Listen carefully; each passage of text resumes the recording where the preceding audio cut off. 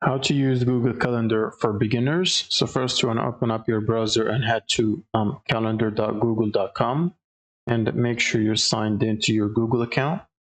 Now the first thing you want to do when you are on your Google Calendar is start creating events or tasks or appointment schedules. And you can do that by clicking on the create button and choose the type of event that you want to create. So for example, choose event.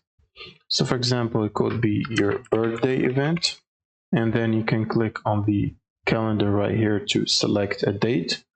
So for example, I'm going to pick a random date.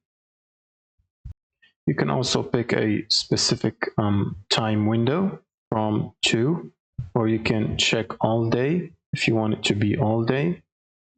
And this is by default going to be set to does not repeat, but in case you want to add an event that occurs every day repeatedly, such as work or stuff like that, you can basically switch it by clicking on the drop down box and then click on daily.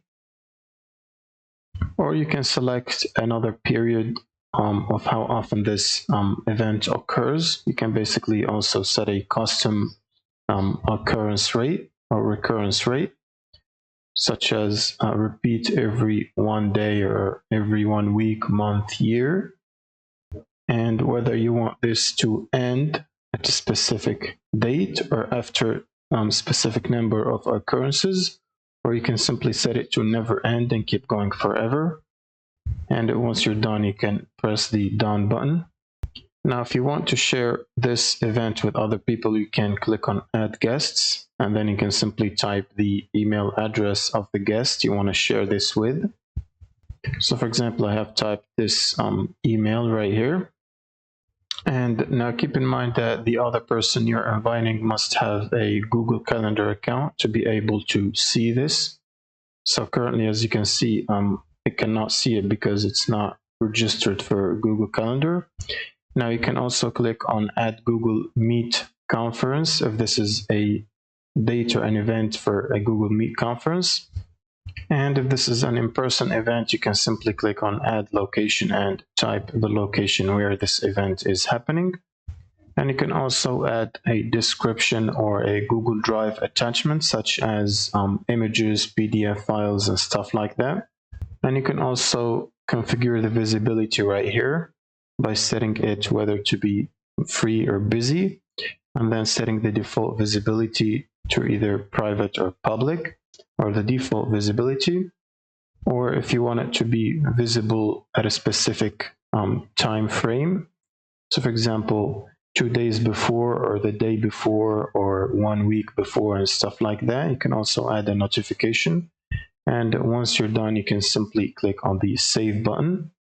And then it will notify you if you have guests, whether you want to send them invitation emails or not. So you can simply choose to send or not to send. And like that, the event is saved, as you can see it right here on the calendar. And if you click on it, it should basically provide details, such as the guests and anything that you've specified. Now, if you want to invite other people to this already created event, you can simply click on the event and then click on invite via link. And then it should give you a link which you can copy and simply send it to the other person to be able to join this event. You can also create different calendars, as you can see right here under the My Calendars tab.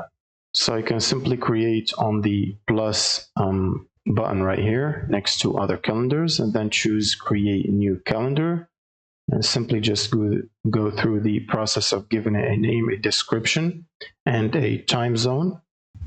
And then you can hit create calendar button, and it should be added to your calendars list right here. And that's pretty much it for this quick guide video. Thank you guys for watching, and subscribe.